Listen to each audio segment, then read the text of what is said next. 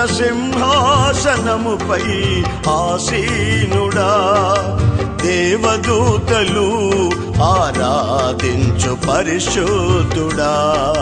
యేసయ్యా నా నిలువెల్ల నిండియున్నావు, నా మనసారని సన్నిధిలో సాగిలపడి నమస్కారము చేసెదా, సాగిలపడి నమస్కారము చేసెదా. నా మనసారని సన్నిధిలో సాగిలపడి నమస్కారము చేసెదా, సాగిలపడి నమస్కారము చేసెదా. మన ప్రభు అయిన యేసు క్రీస్తు అతి శ్రేష్టమైన నామాన్ని బట్టి అందరికీ హృదయపూర్వక వందనాలు. పరిశుద్ధ గ్రంథంలోని యోహాను సువార్త 5వ అధ్యాయము 24వ వాక్యం చదువుదాం. నా మాట విని నన్ను పంపిన వాని యందు విశ్వాసముంచిన వాడు నిత్యజీవము గలవాడు, వాడు తీర్పులోనికి రాక మరణములో నుండి జీవములోనికి దాటి ఉన్నాడు. ఈ అధ్యాయంలో దేవదేవుడు చక్కని మాట చెప్పాడు, దాటిపోవుట. కొన్నిసార్లు మనం సమస్యల్ని దాడతాం, కొన్నిసార్లు కరువు కాలాన్ని దాడతాం, కొన్నిసార్లు కన్నీళ్ళ చరిత్రని దాడతాం. ఇంచుమించు దాటిపోయాక ప్రాణం తెప్పరి లేక అమ్మయ్య దేవుని కృపను బట్టి ఎన్ని సమస్యలు దాటి వచ్చానండి అని అంటూనే ఉన్నాం. మనం పరిశుద్ధ గ్రంథంలో చూస్తే కొంతమంది ఎర్ర సముద్రాన్ని దాటారు, కొంతమంది యోర్దానుని దాటారు. మరో మాట రాస్తాడు, మరణములో నుండి జీవములోనికి దాటాను అని. అంటే దాటటం అనే పదం మనకు బాగా పరిచయం. మరి సమస్యల్లోంచి దాడుతున్నావా? ఒకవేళ సమస్యల్లో చిక్కుబడే ములుగుతున్నావా? చాలాసార్లు మనం సమస్యల్ని దాటాలని, అనారోగ్య అంచుల నుంచి దాటాలని, కమ్మిన చీకటిని దాటాలని, వెంటాడుతున్న బెదురును, భయాన్ని, ఆందోళన, మనల్ని కలవరబెట్టే ప్రతి సంఘటన నుంచి మనం దాటి బయటపడాలని చాలాసార్లు కోరుకుంటాం. ఎందుకో ఈ శుభవేళ నా దేవుడు ఓ చక్కని మాట నీతోనూ నాతోనూ మాట్లాడుతున్నాడు. అదేమిటంటే, మీరు కానీ నా మాట విని వాటి ప్రకారం మీరు చేయగలిగితే మీరు తీర్పులోనికి రాకుండా మరణాన్ని దాటి జీవములోనికి వెళతారు.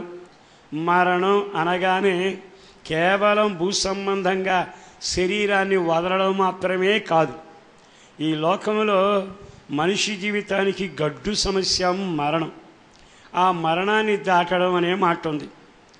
మరణం, జీవం అనే 2 పదాలు ఉన్నాయి. మరణంలో ఒకవేళ మనిషి నిలిచి ఉంటే దానికి ఒక రకమైన ప్రతిఫలం ఉంది. ఏమిటా ప్రతిఫలం అంటే, నీవు నడిచిన నడత, చేసిన అక్రమాలు, చేసిన మోసం, పాపం, అది నీకు మరణంగా మారుతుందని బైబిల్ ఘోషించి, పాపం వలన వచ్చిన జీతము మరణము.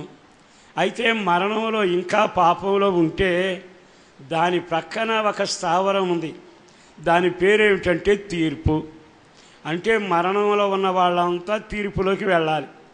అక్కడ చాలా తేటగా గ్రంథాలు విప్పబడతాయి. ఆకాశం సాక్ష్యం చెబుతుంది, భూమి సాక్ష్యం చెబుతుంది, నీ పెదవులు సాక్ష్యం చెబుతాయి, నీ శరీరం సాక్ష్యం చెబుతుంది. కనుక సాక్షులంతా అక్కడ నిలబడి ఆ తీర్పులో నుంచి తిన్నగా మరణంలోకి వెళతావు. ఈ రోజున నువ్వు మరణాన్ని దాడితే తీర్పును దాడతావు. నువ్వు మరణాన్ని దాడితే తీర్పు చెప్పేటప్పుడు ఆకాశం, భూమి, నేల ఇవన్నీ నీ మీద సాక్ష్యం చెప్పి ద్రోహి, దోషి, పాపి, నరకానికి సరిపోయినవాడు అని చెప్పకుండా ఉండేట్టుగా మరణాన్ని తప్పించుకుంటే తీర్పును తప్పించుకుంటావు. ఒకవేళ మరణాన్ని తప్పించుకోలేకపోతే తీర్పును కూడా తప్పించుకోలేవు. తీర్పులో కోట్ల కొలది దూతలు ఉంటారు, కోట్ల కొలది ప్రజలు ఉంటారు. భూమి పుట్టిన నాటి నుండి జనం లేస్తారు. గ్రంథాలు విప్పితే ఒక్కొక్క గ్రంథంలో రాయబడిన చరిత్ర చదివితే అవమానం, సిగ్గు, వేదన, భయంకరమైన పరిస్థితి అంతా జరుగుతుంది. అందుకని దేవదేవుడు చాలా తేటగా, మీరు కానీ నా మాట విని నేను పంపిన నా కుమారుని విశ్వసిస్తే నిశ్చయముగా మరణాన్ని, తీర్పును కూడా దాటి మీరు జీవంలో అడుగు పెడతారు. మరి ఈ మాట విన్నాక తీర్పులో ఉండాలని కోరుకుంటున్నావా? మరణాన్ని, తీర్పును దాటి నిత్య జీవంలో అడుగుపెట్టి యేసుతో సదాకాలం ఉండే కృపది. మరణంలో ఉన్న వారికి తీర్పు ఉంటుంది, జీవంలోనికి వచ్చిన వానికి నిత్య జీవం వలన సకలమైన దీవెనలు సంప్రాప్తిస్తాయి. అందుకని చాలా తేటగా దాటిపోతావా? దాటిపోవాలనుకుంటున్నావా? లేదా అక్కడే నిలిచిపోవాలనుకుంటున్నావా అని బహుతేటగా మాట్లాడుతూ, ఈరోజైనా నా మాట విని నేను పంపిన ఆ యేసు రక్తం ద్వారా కడగబడి మీ జీవితం నుంచి విడుదల పొంది దేవుని కొరకు మీరు జీవించగలిగితే మరణం, తీర్పును దాటిన వారై జీవంలోనికి వెళతారు. ఈ మాటలు వింటుండగా మనకు దేవుడు తలుపులు తెరిచిన కాలం, చాచిన చేతులు నీ కొరకు ఇంకా అందుబాటులోనే ఉన్నాయి. నీవు జీవంలోనికి దాటాలి, దాటాలి, దాటాలి అని చెప్పేందుకు బహుతేటగా ఈ వర్తమానం నీకు వినబడుతూ ఉంది. మీకు కొన్ని ప్రాముఖ్యమైన విషయాలు చెబుతాను, బాగా గమనించాలి. అదేమిటంటే ఆదికాండం చూడండి, ఆ మాట 32వ అధ్యాయము 10వ వాక్యాన్ని ఒక్కసారి చదువుదాం. ఎట్లనగా నా చేతి కర్రతో మాత్రమే నేను యోర్దానును దాటి తిని. బాగా వినండి, ఏమి దాటాడట? యోర్దాను. దేనితో దాటాడట? చేతి కర్రతో మాత్రమే.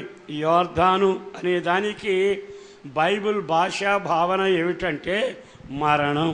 అంటే క్రొత్త నిబంధనలోనేమో మరణం దాటి జీవంలోకి వెళ్ళాను అంటున్నాడు. పాత నిబంధనలోనేమో యాకోబు అంటాడు, అయ్యా ఈ చేతి కర్రతో నేను యోర్దాను దాటానయ్యా. ఈ యోర్దాను ఎలా ఉంటుందంటే కాలు మోపే అవకాశం లేక ప్రవాహంలో కొట్టుకుపోతాం. యోర్దాను అంటే మరణం అని బైబిల్ చక్కని అర్థం చెబుతా ఉంది. మరి ఈ రోజున నీవాయన మాటలు విని ఆ మరణాన్ని దాటాలి అంటున్నావు. అదే పాత నిబంధనలో మరణానికి పోల్చబడిన యోర్దానును యాకోబు కూడా దాటాడు. అతడు ఎట్లా దాటాడో, మన ప్రజలంతా ఎట్లా దాటారో క్లుప్తంగా కొన్ని మాటలు చెబుతాను.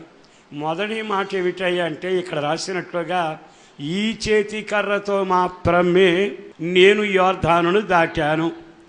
మరణం దాటడానికి, మన కన్నీడి చరిత్ర దాటడానికి, రోగాల పరంపర దాటడానికి, సమస్యల వలయంలో నుంచి, చీకటి బంగారంలో నుంచి సుడిదిప్పుతున్న రకరకాల సమస్యల్లో మనం దాటడం అనే ప్రయత్నం చాలాసార్లు చేస్తాం. చేసి ఆ తర్వాత అనేది ఏమిటి తెలుసా? ఎంత జాగ్రత్తగా దాడదామనుకున్నా కొట్టుకుపోయానండి, లేకపోతే ఆ వస్తువు కొట్టుకుపోయిందండి అని నష్టపోయిన తర్వాత నిట్టూర్పులు విడిచే వ్యక్తులు కనబడుతున్నారు. యోర్దానులో పాత నిబంధన చరిత్ర చదువుకుంటూ క్రొత్త నిబంధన పరిస్థితిని పోల్చుకుంటూ మనం అడుగులు వేయబోతున్నాం. మొదటి ప్రమాణం ఏమిటంటే చేతి కర్రతో మాత్రమే దాటాను. ఈ చేతి కర్ర దేనికి సంకేతం? బైబిల్ చెబుతున్న మాట ఏమిటంటే చేతి కర్రట వాగ్దానానికి సంకేతం.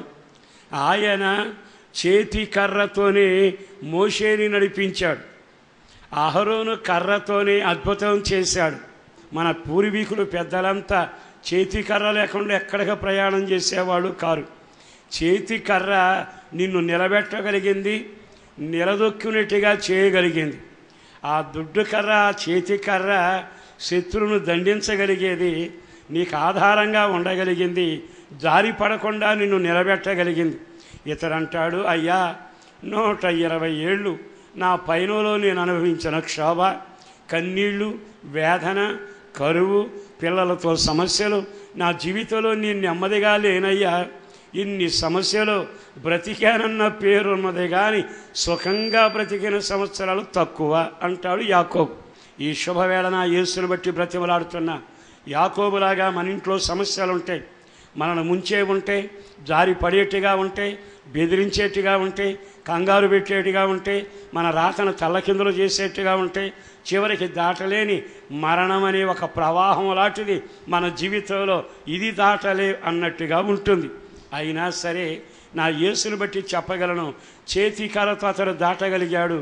క్రీస్తునందు నూతన సృష్టిగాను క్రైస్తవ సంఘంగా రక్షించబడిన వారు సమస్యలు దాటడానికి కూడా దేవుడు ఒక చేతికర్ర మనకు అనుగ్రహించాడు. ఆ చేతికర్రతోనే మనం తప్పనిసరిగా ఈ యోర్దాను లాంటి సమస్యలు, కృంగదూసే సమస్యల్ని మనము దాటిపోవుదముగాక. చదవండి, పేతురు రాసిన 2వ పత్రికలోని ఒక వాక్యం మీ జ్ఞాపకం చేస్తాను. 1వ అధ్యాయం 4. ఆయన మనకు అమూల్యమును అధికములైన వాగ్దానములను అనుగ్రహించి ఉన్నాడు. దురాశను అనుసరించడం వలన, దురాశతో నింపబడిన లోకంలో, భ్రష్టత్వం ఊరేగుతున్న దేశంలో, చుట్టూ అపవిత్రత మన చుట్టూ ఉన్న ఈ ప్రపంచంలో, ఈ భక్తి చుట్టూ, ఈ సమాజంలో మనం తిరుగాడుతూ ఉన్నాం. అయితే ఈ అమూల్యమైన చేతికర్ర అనే వాగ్దానం దేవుడు మనకు అనుగ్రహించాడు గనక ఆ వాగ్దానం చేత మీరు తప్పించుకొని దేవ స్వభావం కలవారగుదురుగాక. తప్పించుకొని అంటే దాటిపోయి. బాగా ఆలకించండి. ఈ రోజున ఈ వాగ్దానాలు ఎందుకు ఇచ్చాడు? ఏదో వాగ్దానాలు ఫోటో కట్టించుకుని అక్కడ ఫ్రేములో బిగించడానికి కాదుగా. అమూల్యమైన, అత్యధికమైన ఈ దుష్టత్వపు లోకంలోంచి తప్పించుకునేందుకు ఈ వాగ్దానాలు నీకు చేతి కర్రగా నీ జీవితంలో ఉపయోగపడునుగాక. మరి ఈ రోజున చాలామంది సమస్య రాగానే కృంగిపోవడం, కలవరపడిపోవడం, కంగారు పడిపోవడం, చావుకైనా లేదు లోకాన్ని వదిలి వేరే ప్రదేశానికి వెళ్ళటానికైనా రకరకాల ప్రయత్నాలు చేయటానికి కారణం నీ చేతిలో చేతికర్ర లేదా? దుష్టత్వంతో కూడిన లోకం, అపవిత్రతో నింపబడిన లోకం, మాట్లాడితే మంచి మాట్లాడటం కుదరకుండా మన మాటకు పెడార్థం కలిగించే లోకం, దీని పేరు భ్రష్టత్వం.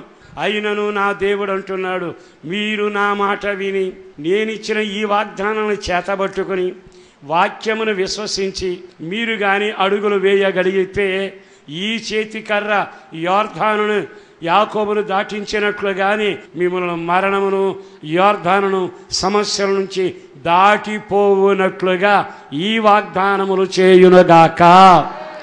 వాగ్దానాలు దేవుడు ఇచ్చాడు. చేతికర్ర లాంటి ఊతపు కర్ర. ఆ వాగ్దానాలు విశ్వసిస్తావు. నీవు చెప్పావు గనక నీవు యాకోబు చేయి విడవలేని దేవుడవు. నీవు అన్నట్టుగా నెరవేర్చగలిగిన వాడవు.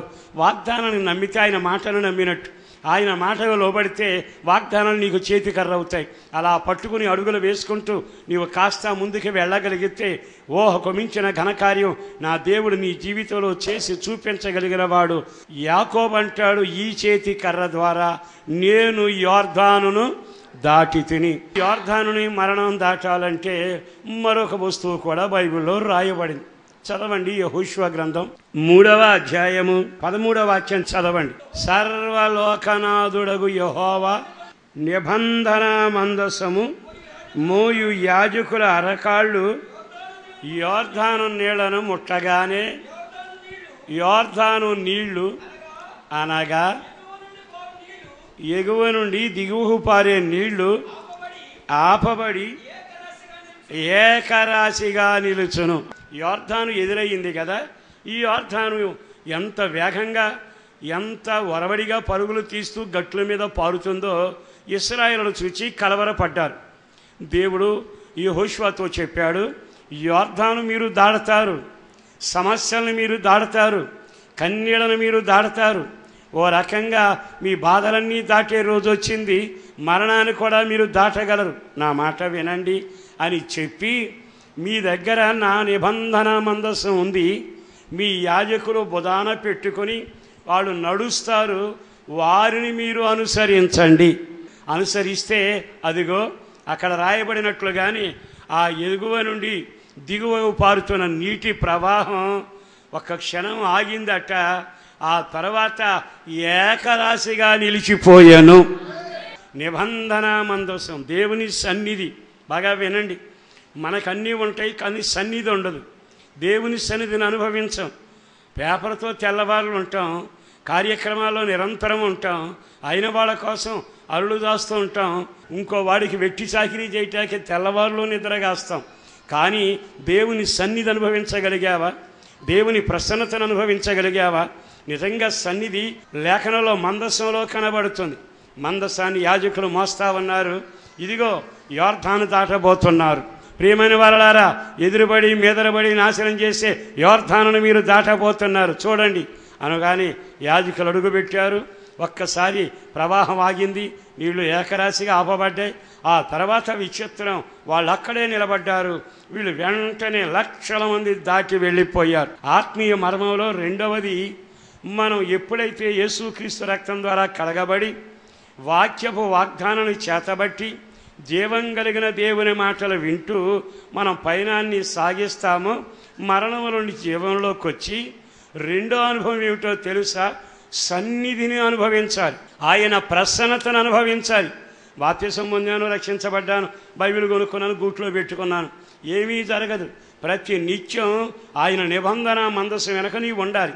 నీ ముందు నిబంధన మందసం ఉండాలి, ఆయన ముఖకాంతి ఉండాలి, ఆయన ప్రసన్నత ఉండాలి, ఆయన ప్రత్యక్షత ఉండాలి, ఆయన స్వరం వినబడాలి, ఆ మహిమ నీకు కనబడాలి. కానీ మన జీవితంలో ఏదో పెద్ద నేరం జరిగిపోయినట్టుగా, అంతా ఒరిగిపోయినట్టుగా, అమ్మయ్య బాప్తిసం పొందాను, ఇంకేముంది, అంతా అయిపోయింది, పరలోకానికి రోడ్డు వేసేసినట్టే వెళ్ళిపోతా. కానే కాదుగా.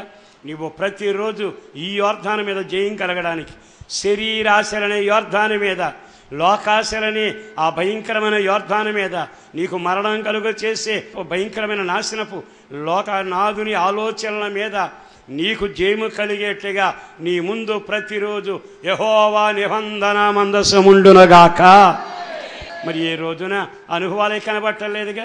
ఎప్పుడంటే చివరిలో ఎప్పుడొకసారి, సంవత్సరానికి ఒకసారి కేక వేసినట్టు ఎవరైతే నిబంధన మందసం వెనుకుంటారో, ఎవరైతే ఆయన మాట వింటారో, ఆ మహిమను చూస్తారో, ఆయన వైపు చేతులు ఎత్తుతారో, ఆ ప్రసన్నత నా దేవుని సందులో ఎప్పుడు ఉంటా, ఆయన ముఖకాంతి నేను ఎప్పుడు చూస్తా అనేటట్టుగా దాని వెనక మీరు నడవగలిగితే మిమ్మల్ని నడిపించి మీ సమస్యలను దాటించే యోర్దానులో సేవకులు ఉన్నారు. ఆ సేవకును నీవు అనుసరించాలి, దేవుని చిత్తాన్ని అనుసరించాలి, ఆత్మను నడిపింపుకు లోబడాలి. సేవకులను అనుసరించకుండా, నిబంధన మందసం అనుసరించక, ఆత్మ నడిపింపులేక ఏదో గొప్పగా తెలిసినట్టుగా మన పైనలో సాగి వెళితే యోర్దాను నీ ముందు నిలవక కాదు కదా, నిన్ను ముంచకుండా వదలదు. అందుకని ఈ శుభవేళ యెహోషువ అంటున్నాడు, మా సేవకుల నిబంధన మందసం, మా ప్రజలంతా దాని వెనకుండి నిబంధనను, ఆయన స్వరాన్ని, ఆయన మహిమను, ఆయన పరిశుద్ధతను చూచుకుంటూ వెనక నడుచుకుంటూ వెళ్ళాం. మేము యోర్దానును దాటితిమి. అంటే మొదటిది చేతి కర్ర, రెండవది మందసము, మూడవది రాజుల 2వ గ్రంథంలోకి వద్దాం. 2వ అధ్యాయంలో ఈ ఏలియా పరమునకు వెళ్ళిపోయే టైం వచ్చినప్పుడు వెంటనే ఎలీషాని అడిగాడు, ఎంతకాలం నన్ను వెంబడించావు కదా, నన్ను ప్రేమించి పరిచర్య చేసావు కదా, ఇటు చూడు, నీకేం కావాలి, నువ్వేం కోరుకుంటావో కోరుకో. వెంటనే అతడు ఒక విచిత్రమైన కోరుకున్నాడు. ఏమిటో తెలుసా? అయ్యా, వెండి బంగారాలు నాకు అక్కరల, పరువు ప్రతిష్టతలు అక్కరల, నాకు కావలసిందల్లా నేను నిన్ను వెంబడించినందుకు నీలోని ఆత్మ నాకు కావాలి. చదవండి ఆ మాట. రాజుల 2వ గ్రంథం 2వ అధ్యాయంలో 9వ వాక్యం చదువుతున్నానండి.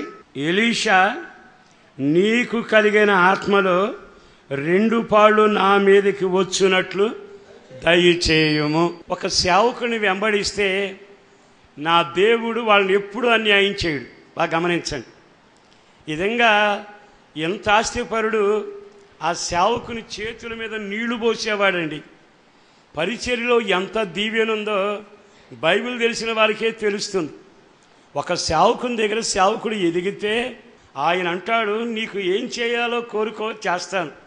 నా దేవుడు ఎవరు అంటే, ఒక సేవలో నీవు నలిగిన, సేవకుడి చేతిలో పెంచబడిన, సేవకులను వెంబడించిన, దైవ కార్యాలు చేసిన, మందిర పరిచర్య చేసిన, ప్రభు కొరకు నువ్వు పడే ప్రయాసకు నా దేవుడు నిన్ను ఒట్టి చేతులతో ఎప్పుడూ పంపడు. నీకు అవసరమైంది ఏమిటో అడుగుతాడు, తప్పక నీకు ఇవ్వగలిగిన వాడు. అందుకే దైవజనులను వెంబడించడం అనేది అందరికీ సాధ్యం కాదు. కొంతమందిని చూడండి, 4 రోజులైనాక పెట్టిన ఎత్తులు పెట్టుకుని వెళ్ళిపోతారు. 4 రోజులైనాక బైబిల్ సర్దుకుని వెళ్ళిపోతుంటారు.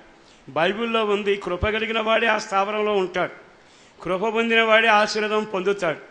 ఇతని దగ్గర చాలామంది శిష్యులు ఉన్నారు. ఎలీషాకు ఒక్కడికే కలిగింది ఈ కృప. కారణం, అంత ఆస్తిపరుడు, ఎంతగానో అలగొట్టబడ్డాడు, ఎంత విధేయత కలిగిన వాడు. అయ్యా శిష్యుడా ఇక్కడ ఆగు అంటాడు. అతను ఏమంటాడు తెలుసా? యెహోవా జీవంతోడు, నీ ప్రాణంతోడు, నేను మాత్రం నిన్ను వదలను అంటే ఆఖరి వరకు వెంబడించాడు. మనం ప్రధాన యాజకుడిని యేసుని ఎంతగా వెంబడిస్తామో అంతగా దేవుని దీవెనలు దయచేస్తాడు. వెంటనే ఏం కావాలని కోరుకోమని కానీ వెంటనే ఏం చేశారో తెలుసా?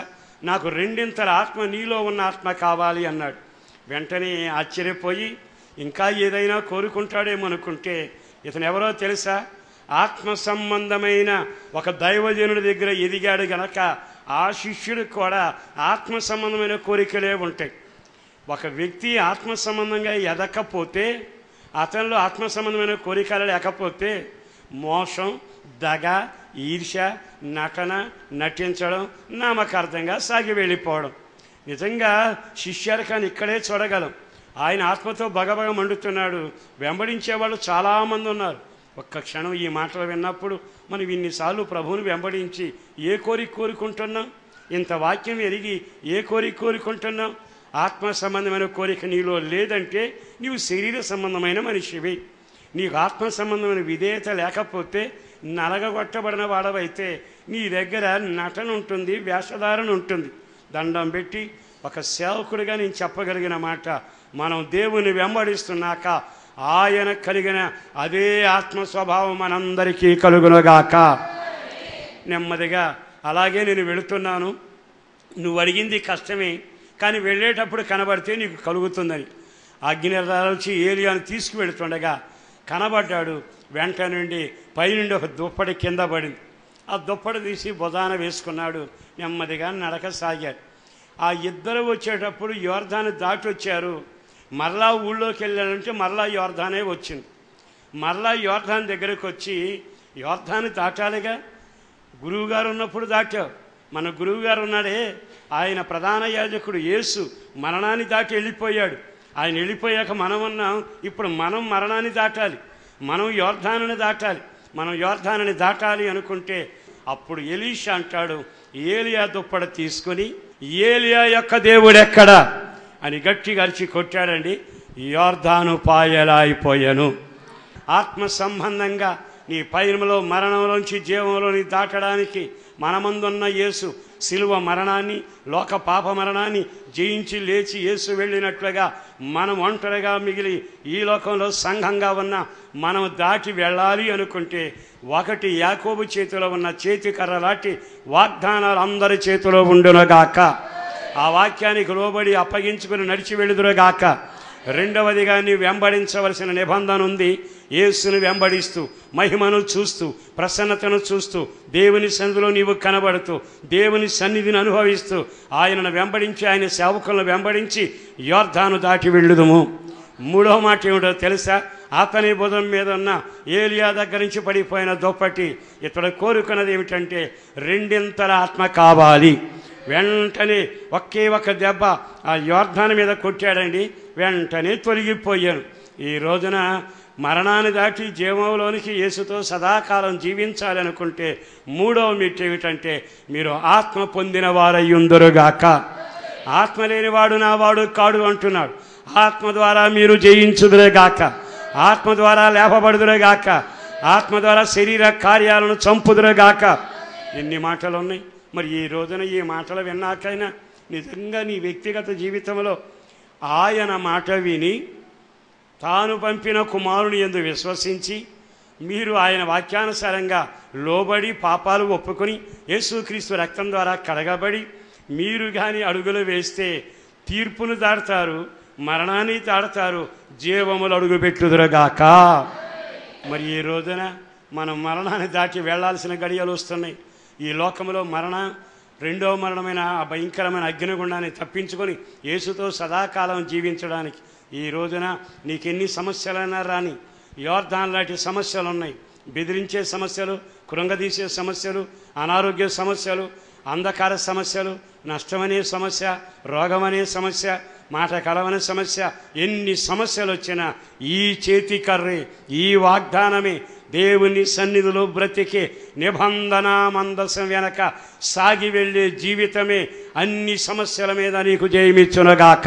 అన్నిటికంటే ఏలియా ఎలీషాల మధ్యలో ఉన్న దొప్పడి ఆ అభిషేకం రెండింతల ఆత్మ సంఘానికి కలగాలి, సేవకులకు కలగాలి, పరిచారకులకు కలగాలి, క్రీస్తునందున్న వారందరికీ అభిషేకం కలగాలి. దీని ద్వారా మరణం దాటి నిత్య జీవంలో ప్రవేశించబోతున్నాం. ఇది కృపాకాలం. మరి నీ చేతిలో కర్ర ఉందా? నిబంధన మందసాన్ని వెంబడిస్తున్నావా? నిత్యముగా అభిషేకం కలిగి ఉన్నావా? ఇవి ఉంటే తప్పక దాటి వెళ్ళగలవు.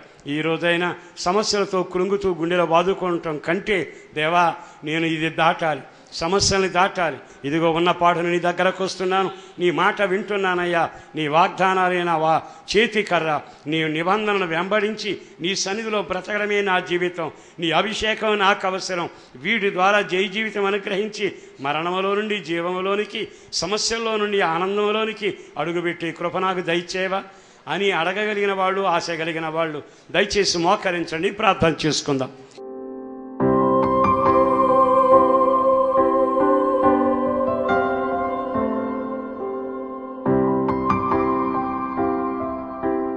నమ్మదగిన దేవా వందనాలయ్యా. ఈ మాటలు విన్న వారిని దీవించండి. వాక్యానికి లోబడి నడిచే వారికి ఒక నూతన అభిషేకం కలుగునట్లుగా, దాటిపోయే వారిగా, నిత్యముగా జీవములోని కడుగుపెట్టి మరణాన్ని, తీర్పును దాటి వెళ్లేందుకు బలమైన కార్యం జరిగించి సమస్యలను దాటగలిగినట్లుగా అద్భుతమైన కార్యం చేసి ఈ కార్యక్రమంలో పాల్గొందిన ప్రతి వారిని, వారి కుటుంబాలను, వారికి కలిగిన సమస్తాన్ని దీవెనకరంగా చేసి ప్రతి సమస్య నుంచి విడుదల, దాటిపోయే కృప, జీవంలో నిలబడే బలమైన కార్యం చేయండి. ఈ సుపరిశుద్ధ నామాన ప్రార్థించి వేడుచున్నాం తండ్రి, ఆమేన్. పరిశుద్ధాత్మ స్వస్థత కూడిక ప్రతి శనివారం రాత్రి 7 గంటల నుండి 9 గంటల వరకు హోసన్న మందిర్, హనుమాన్ జంక్షన్ నందు జరుగును. మీ అందరికీ ప్రేమపూర్వక ఆహ్వానం. ఆరాధనా సమయములు. మొదటి ఆరాధన ప్రతి ఆదివారం ఉదయం 8 గంటల నుండి 10 గంటల వరకు హౌసన్న మందిర్, రామాయమ్మపేట జంక్షన్ రోడ్, నూజివీడ్ నందు జరుగును. రెండవ ఆరాధన ఉదయం 10 గంటల నుండి 1 గంట వరకు హౌసన్న మందిర్, హనుమాన్ జంక్షన్ నందు జరుగును. మీ ప్రార్థనావసతుల కొరకు మమ్ములను సంప్రదించవలసిన మా చిరునామా: పాస్టర్ దేవదాస్ గారు, హౌసన్న మందిర్, నూజివీడ్ రోడ్డు, హనుమాన్ జంక్షన్, కృష్ణా జిల్లా, ఆంధ్రప్రదేశ్. మా ఫోన్ నెంబర్లు 08656242751, మరి ఒక నెంబర్ 9440772772.